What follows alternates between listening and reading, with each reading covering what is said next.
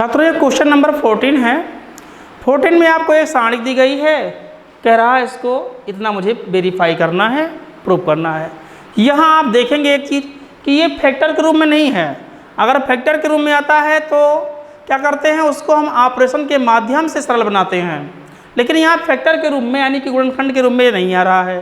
किस रूप में आ रहा है फिर भाई, ये हमारा प्रसार के रूप में आ रहा है। तो जाहिर सी बात है इसका प्रसार कर दीजिए, तुरंत ही निकल आएगा। ये यहाँ फैक्टर करने की कोई आवश्यकता नहीं पड़ेगी। चलिए मैंने क्या ले लिया भाई, मैंने ले लिया इसमें LHS। विस्तार करेंगे इसका, a² + 1 ले लिया मैंने। तो इसको लेंगे तो क्या करेंगे, ये कॉलम ये रो और ये कॉलम छूट जाएगा। इसका गुणा करेंगे इससे, क्या बनेगा भाई, इसका गुणा करेंगे इससे, बनेगा क्या, बनेगा हमारा b² c² + b²। उसके बाद 1 से मल्टीप्लाई करेंगे तो c² + 1, और इसका गुणा इससे होगा तो लिखेंगे -b² c²। उसके बाद क्या लेंगे भाई, हम -ab ले लेंगे।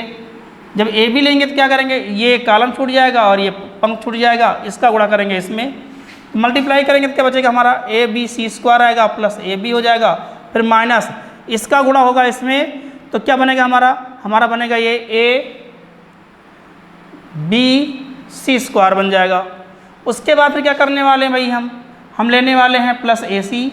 जब ac लिया मैंने तो ये कॉलम और ये रो हमारी छूट जाएगी, इसका मल्टीप्लाई इससे होगा तो क्या बनेगा भाई, ab² बनेगा। तो लिखेंगे ab², फिर माइनस इसका गुणा इससे होगा तो क्या बनेगा भाई, ये बनेगा ab² बनेगा। और उसके बाद माइनस ac कहो चाहे ca कह दो। थोड़ा इसको सॉल्व कर लेता हूँ भाई। देखो ये पार्ट हमारा और ये पार्ट हमारा कट गया। यहाँ देखिए abc² है प्लस में, ये माइनस में है, ये आउट हो जाएगा। और यहाँ पर देखिए ab² है और ये क्या हमारा -ab² है, ये प्लस में है और ये माइनस में है, आउट हो जाएगा। इसको थोड़ा सॉल्व कर लेता हूँ भाई। इससे गुणा करने वाले हैं इसके अंदर, तो पहले मैं a² से मल्टीप्लाई करता हूँ, बनेगा क्या मेरा a² b² आएगा प्लस a² c² होगा और फिर प्लस a² होगा। फिर 1 से करेंगे तो आएगा हमारा b² + c² + 1। उसके बाद इसका मल्टीप्लाई मैं इसकी करूँगा तो बनेगा मेरा ये -a² - b² बनेगा। और यहाँ इसका मल्टीप्लाई मैं इसमें करूँगा तो बनेगा क्या मेरा ये -c² - a²। यहाँ देखिए ये पार्ट से हमारा ये पार्ट आउट हो गया और ये पार्ट से हमारा ये पार्ट आउट हो गया। क्या बन रहा भाई मेरा, ये हमारा बन गया ये 1+ लगा लेंगे क्रम से, 1 + a² + b² + c², और यही मुझे प्रूफ करना था। यही हमारा क्या है, RHS है। इस प्रकार से हमारा क्या हो गया, ये प्रूफ हो गया। लिख देंगे हैंस प्रूव्ड। नोट कर लेंगे आप लोग इसको, नोट दिस। देखिए छात्रों ये बहुविकल्पी का क्वेश्चन है, बहुत सिंपल क्वेश्चन है। क्या कह रहा है इसमें कि a आपका 3x3 का वर्गाव्यूह है, तो लिख देता हूँ मैं a = कितना बनेगा मेरा, ये बन जाएगा a1 b1 c1 a2 b2 c2 a3 b3 c3। अब क्या कह रहा है भाई, अब कह रहा है कि डेट ऑफ ka ज्ञात करो। तो पहले निकाल लेता हूँ मैं det of a। Det of a की वैल्यू क्या आएगी भाई, डेट ऑफ a माने हो जाएगा इसका डिटरमिनेंट, यानी a1 b1 c1 a2 b2 c2 a3 b3 c3 हो गया।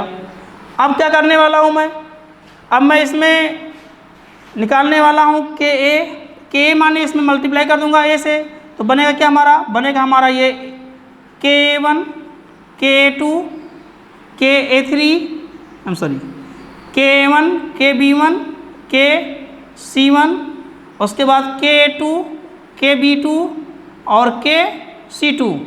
यहाँ बनेगा ka3 kb3 और kc3 बन जाएगा। अब एक काम करो, इसका निकाल लेता हूँ मैं डेट। क्या निकाल लेता हूँ, डेट। तो लिखेंगे इसलिए डेट ऑफ ka = तो डेट लगा देंगे यहाँ पर। डेट लगाएंगे क्या बनेगा मेरा, ये ka1 kb1 kc1, उसके बाद A2, के B2 और के C2, के A3, के B3 और के C3 बन जाएगा। अब क्या करेंगे, C1 से के, C2 से के, C3 से के कॉमन लेंगे और एक कॉमन जब बाहर जाएगा तो निकलेगा किस रूप में, निकलेगा हमारा के cube into A1 B1 C1 A2 B2 C2 A3 B3 और C3 के रूप में आएगा।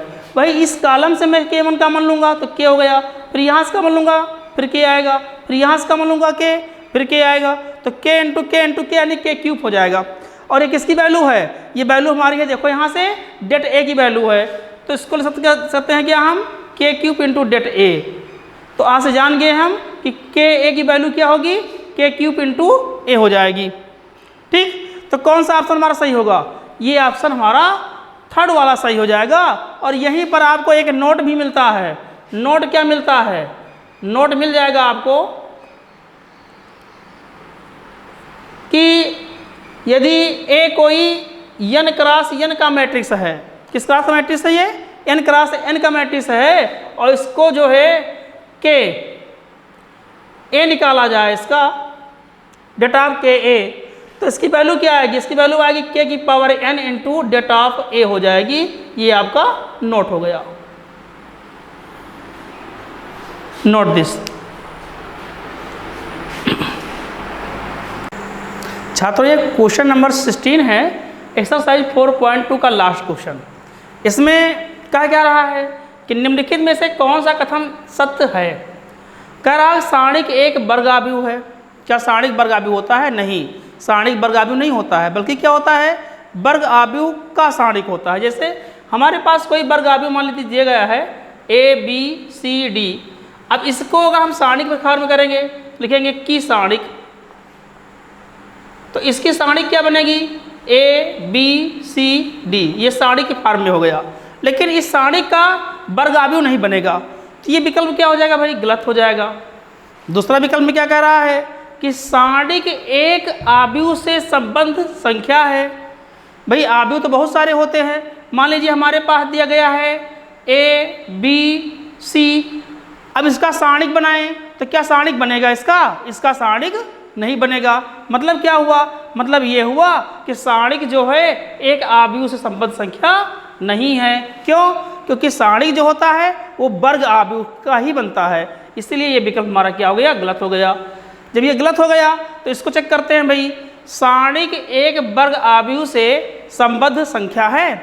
हाँ, क्यों, क्योंकि कोई भी वर्ग आव्यूह होगा, किसी भी प्रकार के वर्ग आव्यूह को हम सारणिक के फॉर्म में कर सकते हैं। मान लीजिए हमारे पास दिया गया है 2 3 4 6 8 9 3 5 7, ये हमारा क्या है, ये हमारा वर्गाव्यूह है। किस कोड का है, 3 क्रॉस 3 का है। अगर इसका सारणी निकालेंगे हम, लिखेंगे की सारणिक,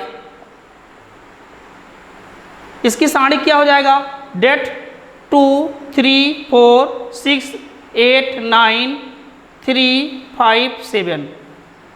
मतलब क्या हुआ, मतलब ये हुआ कि वर्ग आव्यूह को हम एक अद्वितीय संख्या के रूप में संबद्ध कर सकते हैं, जिसे हम क्या कहते हैं, सारणिक कहते हैं। इसलिए हमारा यह कथन क्या हो जाएगा, बिल्कुल सही हो जाएगा। तो इसको आप लोग नोट कर लेंगे। इसके बाद अगले वीडियो में आपको हम एक्सरसाइज 4.3 के बारे में चालू करेंगे, बताएंगे। तब तक के लिए जय हिंद, जय भारत। छात्रों, आज हम चर्चा करने वाले हैं सारणिक के एक्सरसाइज 4.3 के विषय में। सारणिक का अनुप्रयोग क्या है दैनिक जीवन में, तो सारणिक का महत्व को समझाते हुए हम आपको बताएंगे किस प्रकार से सारणिक हमारे दैनिक जीवन में उपयोगी है। सारणिक के माध्यम से है हम किसी त्रिभुज के शीर्ष के निर्देशांक ज्ञात होने पर उसका क्षेत्रफल ज्ञात कर सकते हैं। सारणिक के माध्यम से हम रेखा का समीकरण ज्ञात कर सकते हैं। सारणिक के माध्यम से हम किसी दिए गए त्रिभुज की प्रकृति के बारे में, किसी भी दिए गए चतुर्भुज की प्रकृति के बारे में, कि वह समबाहु त्रिभुज है कि समबाहु चतुर्भुज है, कि वो समकोण त्रिभुज है, आदि ज्ञात कर सकते हैं। अगर मुझे कोई पॉइंट दिया जाए, बिंदु दिया गया है, 3-4 बिंदु दे दिए जाए और पूछा जाए कि भाई बताइए क्या ये बिंदु सररेख है, तो सररेखता को प्रदर्शित करने में इसका प्रयोग कर सकते हैं। अब इसका प्रयोग कैसे करते हैं वो देखिए आप लोग। पहला है त्रिभुज का क्षेत्रफल ज्ञात करने में। मान लीजिए हमारे पास कोई त्रिभुज दिया गया है ABC और इसके वर्टिसेस यानी कि मुझे इसके शीर्षों के कोऑर्डिनेट ज्ञात है। मान लेता हूँ मैं इसका कोऑर्डिनेट क्या है भाई, x1, y1 है, इसका कितना है x2, y2 है, और इसका कितना है भाई, तो x3, y3 है। अब अगर मुझे इसका एरिया निकालना हुआ तो एरिया के लिए क्या करेंगे भाई, तो लिखेंगे हम area of triangle ABC equal to 1/2 det of किसका x1, x2, x3, y1, y2 और y3 1, 1, 1। इस प्रकार से मुझे इसका एरिया मिल जाएगा। एक चीज़ बहुत ही आवश्यक है कि क्षेत्रफल कभी ऋणात्मक नहीं होता है, इसलिए जो भी एरिया आएगा अगर नेगेटिव में आ रहा है तो क्या कर देंगे, उसको हम पॉजिटिव करके लिखेंगे। क्षेत्रफल की यूनिट क्या होती है, तो क्षेत्रफल की यूनिट होती है वर्ग इकाई। मात्रक क्या होगा इसका भाई, वर्ग इकाई। तो देखा आपने कि किस प्रकार से हमने त्रिभुज के वर्टिसेस ज्ञात होने पर उस त्रिभुज का क्या कर दिया, एरिया मालूम कर लिया। ठीक, अगर मुझे प्रूव करना है कि त्रिभुज, अगर मुझे प्रूव करना है कि त्रिभुज की प्रकृति कैसी है, ये समकोण त्रिभुज है कि समबाहु त्रिभुज है, तो कैसे ज्ञात करेंगे भाई, तो इसके लिए भी हम बताने वाले हैं आपको। तब तक इसको नोट कीजिए, नोट दिस।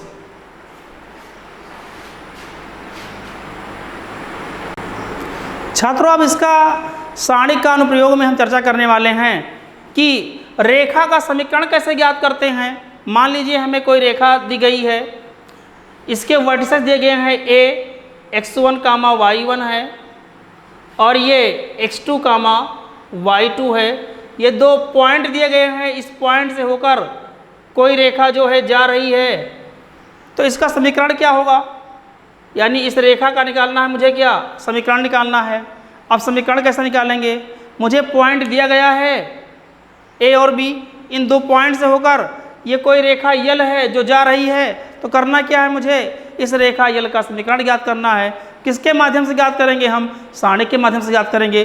कैसे लिखेंगे हम, रेखा एल का समीकरण, रेखा एल का समीकरण कैसे निकालेंगे, ये हो जाएगा हमारा x, x1, x2, y, y1, y2, 1, 1, 1 is equal to 0। यही हमारा, इसको सॉल्व कर लेंगे, हमें क्या मिल जाएगा, हमें रेखा का समीकरण मालूम हो जाएगा। तो ये फार्मूला भी आपका जो है इम्पोर्टेंट है। तो आपने देखा कि हमने सारणिक के माध्यम से किस प्रकार से त्रिभुज का क्षेत्रफल ज्ञात किया, हमने सारणिक के माध्यम से किस प्रकार से मैंने क्या किया, रेखा का समीकरण ज्ञात कर लिया। अब इसके बाद बताएंगे आपको हम चतुर्भुज का क्षेत्रफल कैसे ज्ञात करते हैं। Note this.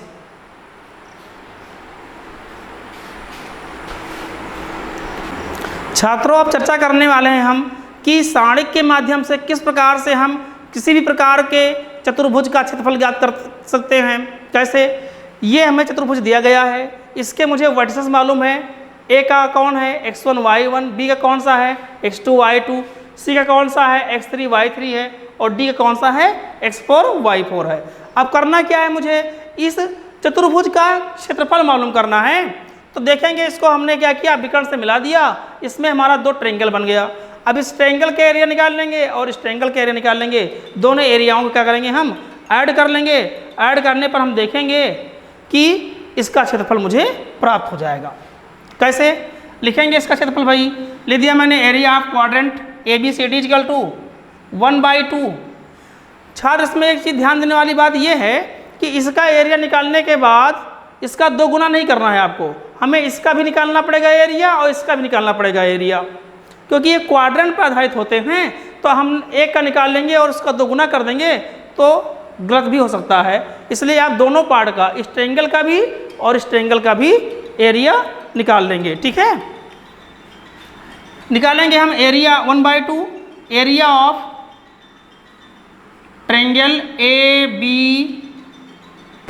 तो इस प्रकार से एरिया ऑफ क्वाड्रेंट ABCD की वैल्यू क्या आएगी, 1/2 एरिया ऑफ ट्रायंगल ABC और plus area of triangle CDA।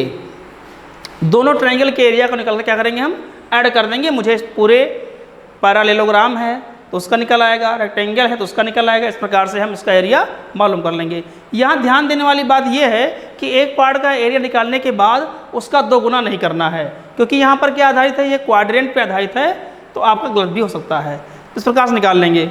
कैसे निकालेंगे भाई, इसका आएगा 1/2। अगर इसका निकालेंगे हम ABC का निकालेंगे तो आएगा x1 x2 x3 y1 y2 y3 1 1 1 और प्लस इसका कितना आएगा भाई 1/2।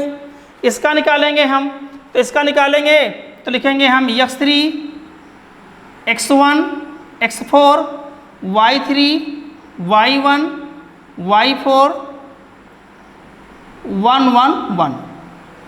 मात्रक क्या होगा इसका, मात्रक किसका होगा, वर्ग इकाई, क्योंकि एरिया का मात्रक क्या होता है भाई, वर्ग इकाई होता है। इसको भी आप लोग नोट कर लीजिए, नोट दिस। छात्रों, आप चर्चा करने वाले हैं कि अगर मान लो मुझे पॉइंट दिया जाए, 3 पॉइंट दे दिया गया और पूछ रहा है क्या ये तीनों बिंदु सररेख हैं, एक ही रेखा में हैं, तो इसको ज्ञात करने के लिए यानी सररेख होने का प्रतिबंध क्या होता है, उसको हम सारणी के माध्यम से फॉलो कर सकते हैं। लिखेंगे भाई सररेख होने का प्रतिबंध, यानी क्या करने वाले हैं, हम संरेखता दिखाने वाले हैं।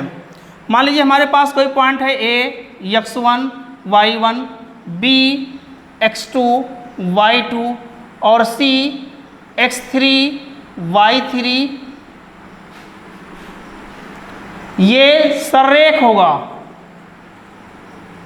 सररेख होगा तो क्या आएगा, इसका डिटरमिनेंट कर लेंगे हम x1 x2 x3 y1 y2 y3 1 1 1। इसकी वैल्यू क्या हो जाएगी भाई, 0 हो जाएगी। क्या किया मैंने, इसका डेट निकाल लिया और इसकी वैल्यू क्या हो गई, 0 हो गई, तो क्या कह देंगे हम, सररेख है। Note this.